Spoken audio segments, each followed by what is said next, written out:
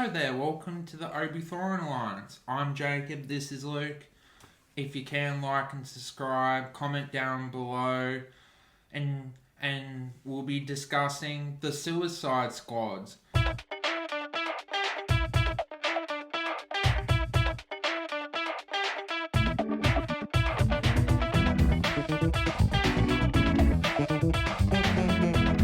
And what was your thoughts about the movie, Luke, in a non-spoiler way? I was impressed with it. The first movie I really disliked. I actually fell asleep in it, which is sad. Not many movies I've fallen asleep in, and this was in a movie theater. I fell asleep in, not in my own house.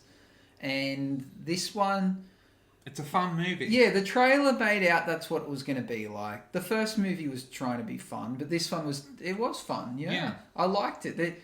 I'm going to have a few nitpicks about it later, or things I thought could have been better or different. But overall, I thought it was fun and it ticked the boxes it was trying to tick. I think you got to be in the mindset of what the movie... Like, obviously the movie's not for everyone. I think James Gunn does what he likes and he's good at it. Yeah. He's obviously the director of the Guardians of the Galaxy. And I would say he brings a fresh air into the DC. So without giving too much away, let's summarise what the movie's about if someone's wondering whether they should see it. Well, basically, the premise of the movie is these supervillains trying to band up together to... Shorten their prison sentence, basically. If they get offered, if they help, they get their prison sentence shortened, or some of them are blackmailed that if they don't do it, something will happen to a family member or to them. So, and then they get sent to remote locations in the world and basically try what America wants them to do. So yeah, they try and get them to do the dirty work that they don't want to risk soldiers to do or send superheroes to do, which is an interesting concept in itself. Yeah. And I guess in the first movie, Will Smith famously quotes that they're the Suicide Squad because they're getting sent on a suicide mission that they're not expected to survive, but no one cares because they're villains, basically, anyway. Yeah. So, well, they get sent to a remote location. We end up not really knowing what exactly they're there for to the end. What the movie's full of comedy, bit of action, gore. Yeah, gore, and the heroes eventually, as you'd assume, save. Well, they're not heroes, but they become heroes. Save the day. What else could we add to that without giving away exactly what happens in the movie? I guess it does a good balance of, comedy and also seriousness. I feel like it does a way more better job than previous, like DC versus Batman. It brings a good balance for people that like serious movies and also comedies. I would say I agree with that, and I think there's going to be people out there that are going to dislike and say it's not silly, for everyone. But I don't think the idea is meant to be serious. It's like they pick out the strangest of villains to team up to fight someone. It's if you really were going to make a squad of like badasses.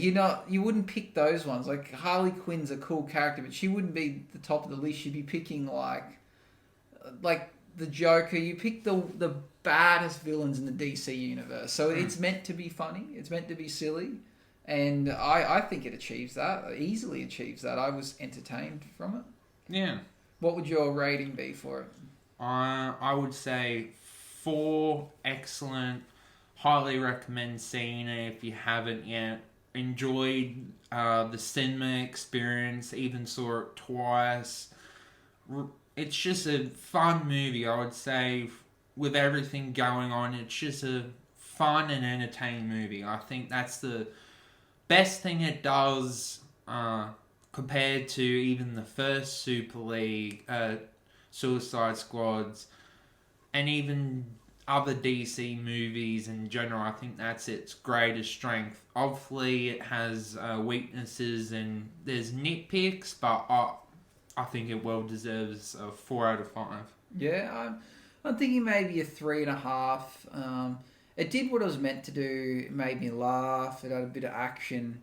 The only reason I wouldn't give it higher is I don't know. I think that's just all it really deserves, in my opinion, for what it was trying to do. I don't think in any way it was aiming to be a 5-star. I would watch it again and I would recommend it, but it's not going to win any awards by any stretch. But it's I don't think that's not its aim. So, but 3.5 for me. So it's a above average to it's a good movie basically. Should we jump into some spoilers? Yeah. So if you haven't seen the movie, go and see the movie and then come back to this video. I guess we shall discuss how the group members. Yeah, or even like the first, basically how there's a lot of heroes killed off very quickly at the start of the movie. Yeah. What our thoughts on those are. And it does a very clever thing that it makes you think that Michael Rooker's character is going to be the main character and that these villains are going to be the main group, and then it's just really clever to do that. It shows throughout the movie this is what it's intending to do, that basically anyone can die, and I like that. Yeah, so we're led to believe that they've got this group of basically what we think is the Suicide Squad, and they get on this. Is it a plane or a helicopter? Chopper. Yeah, and they get dropped into the water, and then they go to this beach, and then they all get slaughtered. But there's actually a whole nother team of heroes that are on another side of the beach, which, if you really thought about it, you'd know that because in the trailers you see these other heroes and they aren't on the helicopter. But actually, at the time, it didn't cross my mind, actually. So it's kind of give away who the heroes are actually going to be, the main characters. We see kind of a funny scene. Well, it's funny whether someone dies, but one of the mess-ups they have with recruiting their group of heroes. With the Weasel character. Yeah, with the drowning. Yeah, so they drop them into the ocean, but this Weasel can't actually swim, so one of them dies before they even get to the battle. It shows the intention of the movie, and it's cool. Yeah, and we see a few characters that have stupid powers, the detachable kid, or he can detach his arms. Played by Nathan Fillion. Yeah, and his arms go off and he can punch and hit people, but it's just him standing there with no arms. It's just a real weird power, and it's designed to be funny. What were some of the other characters who got killed off earlier? What were their powers? Captain Boomerang from the first movie. Yeah, which is a bit upsetting that he got killed off when he was a main character in the first. Yeah. I felt that maybe he deserved another go. Yeah. And then Harley Quinn and the Colonel are the two main ones that survive. And I guess Harley Quinn reveals or receives this javelin.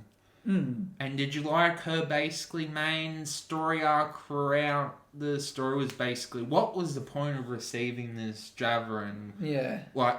And then she slaps the person that died. Yeah. And then I guess the javelin ends up being the thing that somewhat saves the day in a way. Yeah. It was kind of cool. One thing I thought about the movie, I don't think it focused on Harley Quinn that much. No. She had her own kind of side story going on, but she wasn't, for me, the main. What other issues we got? Or things we liked. I really enjoyed... my favourite character was John Cena's character. I thought he brought a good element of humour to it.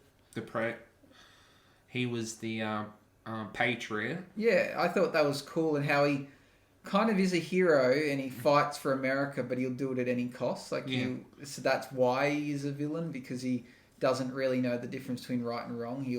He will kill people in order to defend what America needs. So it was it was an interesting character.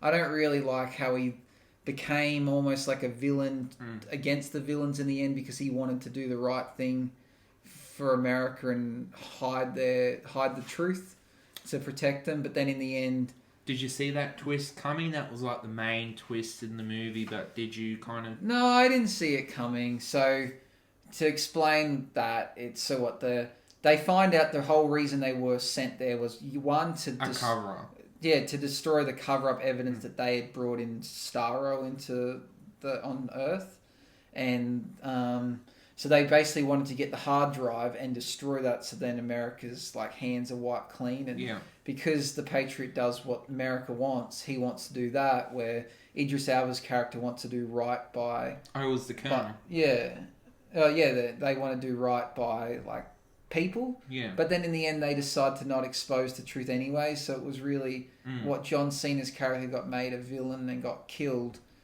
for no reason, because the result was the end. They destroyed the.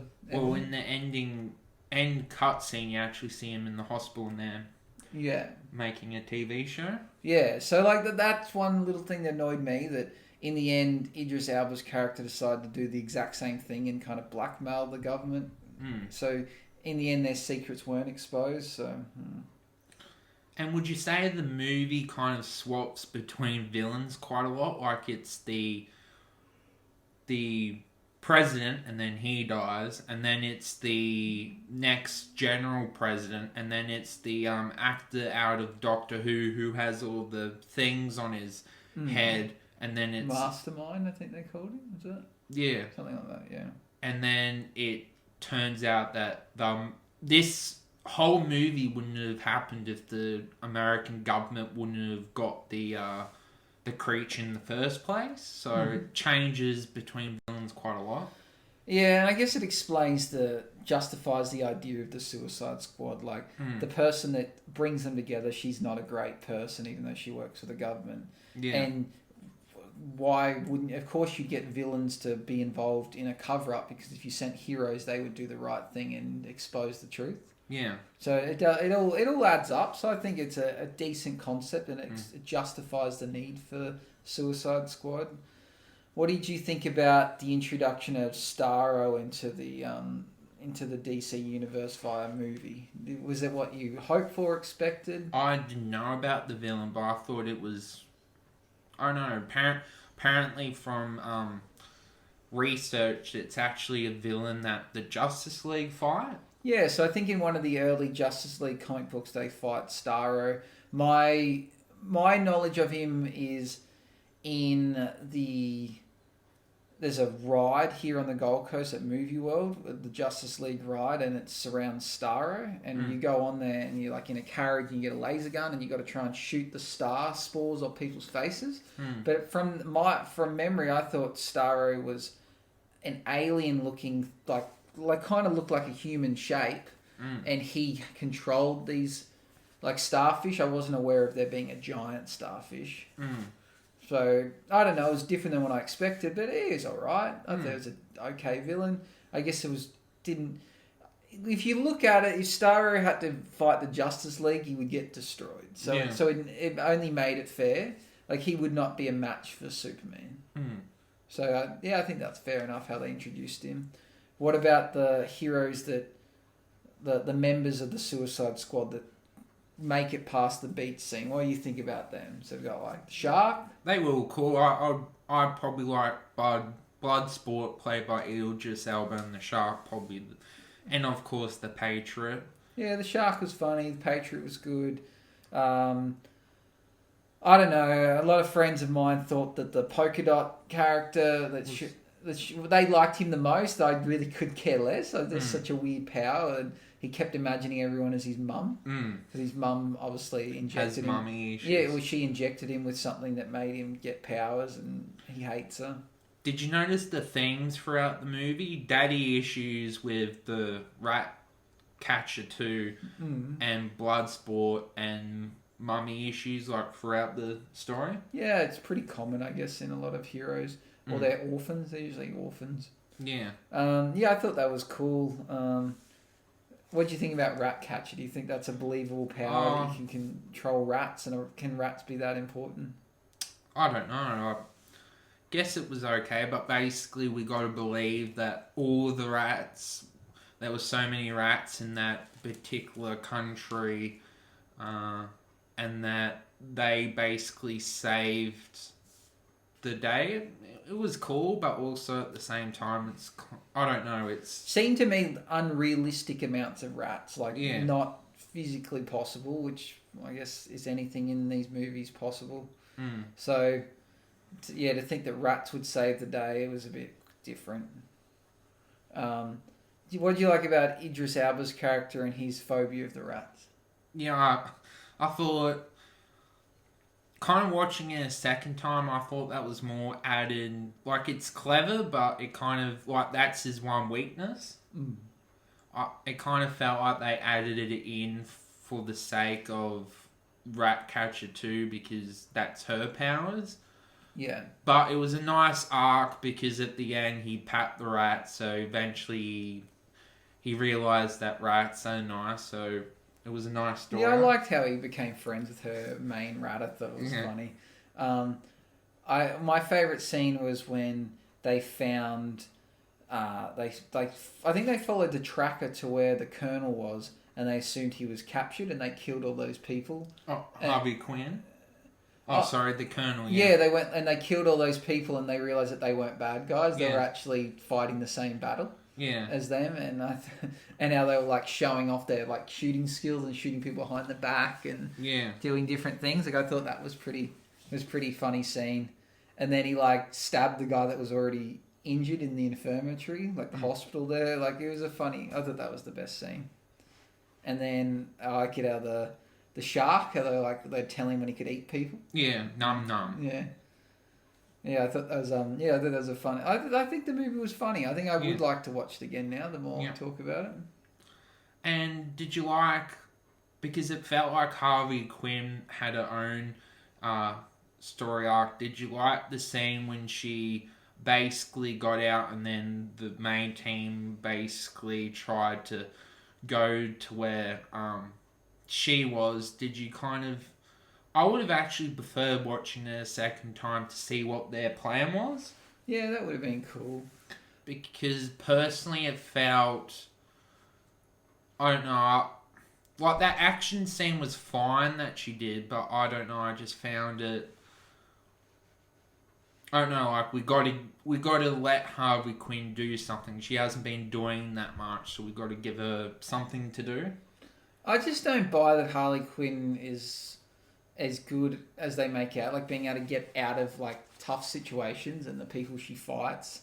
Yeah. And it's like, really? She's, like, a psychiatrist that fell in love with her patient, and like I just don't buy it. Like she doesn't have super. She seems to be like looks like they make her like she would be able to take on like Black Widow, but with none of the training Black Widow has. And I think that just make like Black Widow to me is already unbelievable, but then they make her Harley Quinn like in the movie about her with the Birds of Prey, like how she basically raids a police station. With like cannons and like confetti. Like, no, you couldn't take on all the police. Yeah. But yeah, they make her out like she's way too clever and good at fighting than what she really is. Yeah, that's probably why I didn't like that scene. It's like, just found it a little bit hard to believe personally, but it was cool to watch that scene. Yeah. I guess, would you have liked to see more development from the first team, or you were fine with the second team?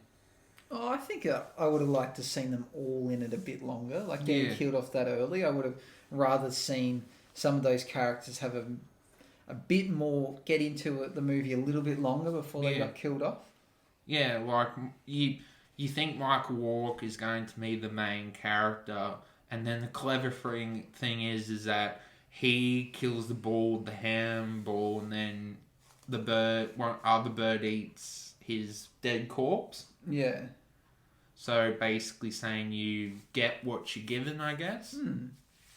Yeah, I didn't actually notice that, but I guess you've seen it twice, so you would have seen a bit more than I did. But from that, are you excited about the new show that's going to have John Cena and the Patriot in it? Yeah, I'm very much looking forward to it. It'll be interesting to see who crosses over or who's going to be in the show. Like, is Bloodsport going to come come in, or who's going to be involved? My thought would be no. I reckon it's going to be a show with him, and it will feature other people from the DC universe that probably haven't been in a movie or anything yet. But Yeah. that would be my thought. Yeah. Did you like the scene when they were driving in the car, and then Bloodsport is having a conversation with the soldier, and then they were talking about how you can't knock someone out, and then they just did it. Yeah, they're talking about like the one hit kill or something, Yeah, and then they hit him hard enough and it like broke their nose and it went into their like skull or whatever. yeah. Yeah, it was a cool scene. Did you find it a little bit convenient that they had music on while they were driving, like prisoners? Nah, it wouldn't surprise me with like military like that they would play loud music and think they're cool. Mm. So, yeah, it's probably something that happens. So I guess overall, who was your favourite character? You go, Patriot. Yeah, I'm glad he's getting a movie. I'm looking forward to that. Yeah. A show, sorry. And do you have any other nitpicks? No, not really. I think the movie did what it was meant to do. I think the rating I've given it, in my opinion, is fair. I don't think there's much they could have changed to make it better. I think it was as good as it needed to be, and as good as it probably could be without maybe some minor changes. And I'm fine with that. I'm not going to say it's a bad movie. It is what it was meant to be, and I think that's a fair rating based on its intention.